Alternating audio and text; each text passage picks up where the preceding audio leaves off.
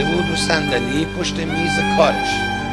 باباش اومد دو دستش گذاشت رو شونه پسره، گفت بابا تو این دنیا کی قدرتمند و قوتمنده؟ گفت من. پدر ناراحت شد.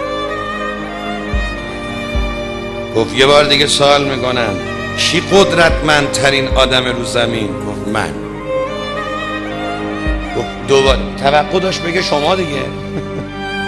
دوباره پرسید کی قوتمنده؟ گفت من. بابایه عصبانی شد، رفت دم در وایساد و گفت یه بار دیگه سوال میکنم، قوتمندترین و قدرتمندترین مردم تو دنیا کیه؟ گفت شما. گفت چرا 3 مرتبه گفتی من؟ گفت برای که بابا دستا تو شونه من بود. کسی که پدر پشت سرش باشه قدرتمندترین آدم رو کره. قدر بابا و مادرتون رو بدید. یک خدا نکنه آدم کارش به جایی بره سر قبر باباش بشینه 10 منم اشک بریزی فایده دیگه نداره. تا زنده هستن حلواشون کنید.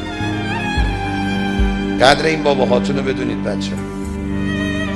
آدم ها اگه 100 سالش هم بشه باباش زنده باشه احساس میکنه که کوه پشت سر. یعنی بابا آدم تو کما باشه، تو کما میشه بیمارستان افتاده باشه اما باشه.